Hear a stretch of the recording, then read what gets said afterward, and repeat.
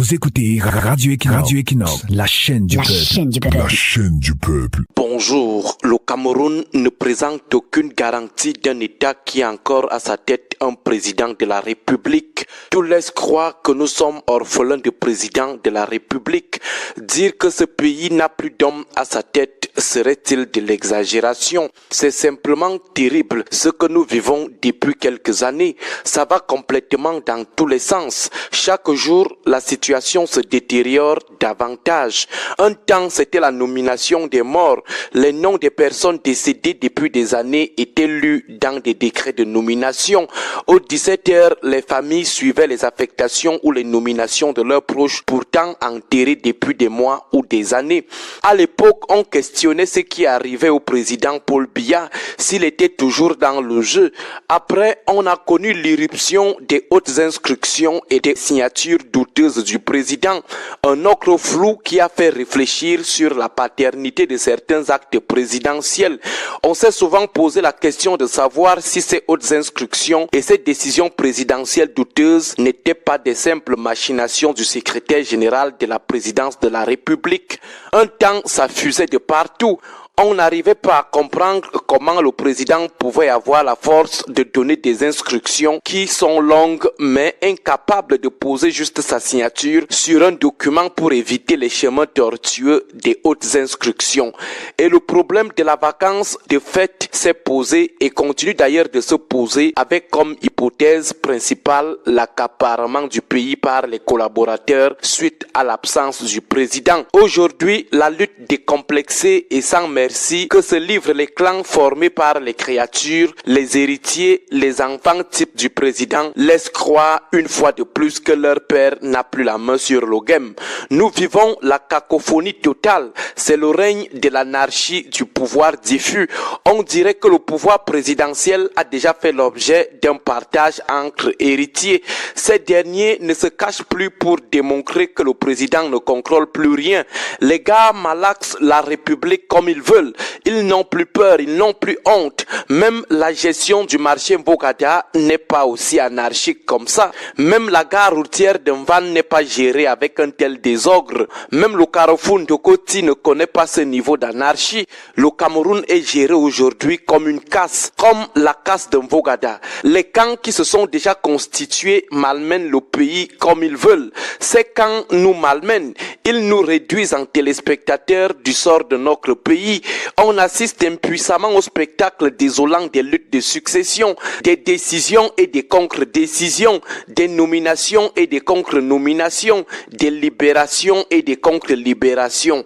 Une nomination est lue au journal de 17h, enregistrée au journal officiel en français et en anglais, mais quelques minutes après, on vous apprend par voie des réseaux sociaux que cette nomination était un fake. Une note annonce la libération de certaines grosses légumes du régime en difficulté. Quelques minutes après, une autre note est publiée pour dire que la première était un fake. Un jour, on va lire un remaniement au journal de 17h de la CRTV et nous dire après que c'était un fake. Un jour, le président va annoncer sa démission à la CRTV et après, on viendra nous dire que c'était un fake. Finalement, on doit croire en qui? Finalement, qu'est-ce qui est désormais sérieux dans ce pays? Il n'y a plus de paroles crédibles, il n'y a plus de médias crédibles, même les médias gouvernementaux. Il n'y a plus de décisions authentiques. Jusqu'à l'application d'une décision, même lue au journal de la CRTV, il faut la prendre avec beaucoup de pincettes car tout est désormais susceptible de s'avérer comme un fake. C'est la cacophonie totale, une cacophonie qui ne nous rassure pas que le président tienne toujours les choses. Cette anarchie ne nous rassure pas qu'il y a encore quelqu'un à étudier. Sinon, comment expliquer ou comprendre ce niveau de vulgarité de la haute administration avec ses hautes décisions? Comment comprendre ce capharnaüm? Comment comprendre ce silence de l'homme du 6 novembre? C'est lui qui pense nous exonérer de la taxe sur l'oxygène. Chaque baron du régime tire l'honneur du pays dans la boue.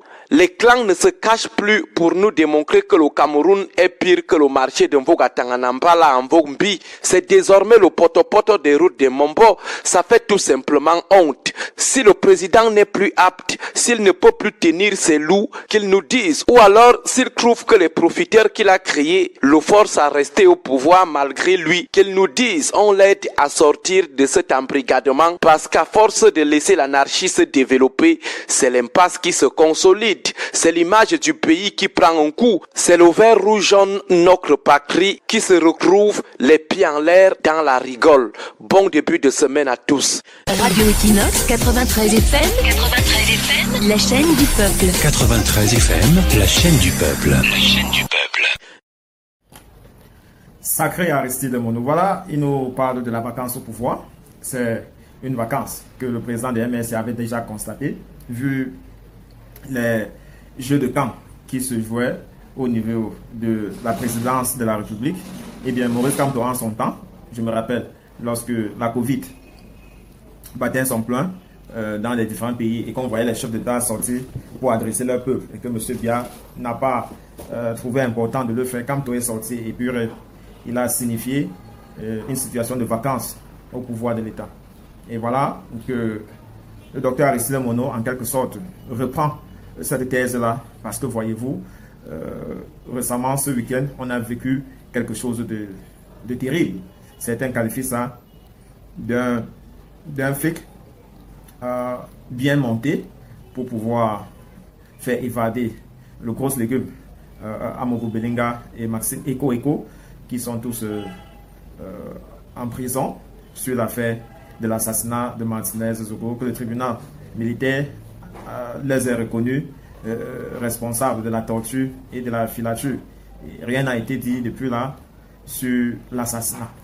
Et donc, pendant qu'ils y est, ce week-end, on a eu une instruction du juge Como qui disait en quelque sorte la mise en liberté de ces deux individus. Et ça a pris d'assaut l'opinion publique nationale et internationale qui s'interrogeait comment est-ce qu'on peut libérer de tels suspects et pourtant la vérité n'est pas encore dite sur ce cas d'assassinat. Même si les doigts sont pointés, on ne peut pas se substituer à la justice pour pouvoir faire son job. Mais si elle peine de rassurer le peuple camerounais, eh bien le peuple n'aura pas d'autre choix que de prendre sa responsabilité. Voilà pourquoi donc le docteur Aristide Mono fait cette sortie pour dire véritablement le Cameroun n'a plus des institutions qui sont fiables. La presse nationale est une presse que les gens écoutent religieusement et ce qui sort de là est souvent considéré comme la vérité absolue. Mais fort est de constater depuis un certain temps qu'il y a des informations qui ont été régulièrement lues là-bas et que rapidement sur la place sociale, un autre communiqué dans les groupes WhatsApp traite ces informations-là de fake et que le traitement donné finalement au dernier ressort est ce traitement de fake-là. Donc on n'agit pas sur la décision lue dans les médias publics. Donc finalement, fort de ce caractère de choses, le docteur Aristide Mono pense tout simplement que s'il s'agissait d'un remaniement ministériel, imaginez-vous qu'on vient lire qu'il y a un remaniement et quelqu'un qui détient les cachets ou alors les signatures de l'État vous sort un coup d'état scientifique en vous disant que c'est un fake. Et voyez-vous, vous sentez un peu dans quel state d'embarras on peut se retrouver. Et tout cela se passe à quelques jours seulement de la convention du mouvement pour la renaissance du Cameroun prévue du 9 au 10 décembre prochain, c'est-à-dire la semaine prochaine, où la fumée blanche, de savoir le candidat de la renaissance pour les prochaines échéances électorales, parlant des élections locales et présidentielles. Alors que beaucoup prédit déjà l'incapacité du mouvement pour la renaissance du Cameroun à faire fi de candidature lors des échéances électorales parce que, dit-il, le RDPC, comme d'habitude, doit organiser l'élection présidentielle avant l'élection locale, comme pour damer le pion au MSC qui a boycotté en son âme et conscience les consultations locales de 2019. Voyez-vous, la politique du MSC n'est pas une politique de la chaise vide où tout le monde se bat pour aller occuper. La politique du MSC est une politique de conscientisation. C'est-à-dire, donner l'opportunité aux acteurs de prendre leurs décisions, leur destin en main. Ce n'est que de telle façon qu'on peut diriger et avoir le sentiment qu'on est suivi. Vous savez, quand vous voyez la façon que le Cameroun est dirigé en ce moment, il vous semble que même si c'était vous qui étiez à la tête de l'État, vous ne vous sentirez pas heureux parce que des instructions sont données et les hommes qui sont chargés de leurs applications sur le terrain font autre chose. Et on en a puni 1, 2, 3 et ça continue. Forte de cela, on comprend donc que si on ne compose pas avec le peuple, si on veut à tout prix seulement diriger le peuple comme si c'était une bétail, eh bien, ce peuple-là peut tout simplement se résider, elle peut tout simplement jouer au nonchalant et rendre l'art de gouverner compliqué.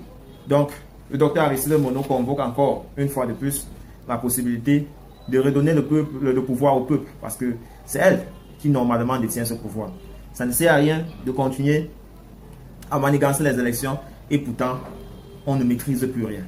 C'est un appel pour moi que je pense que les autorités en place gagneront à écouter.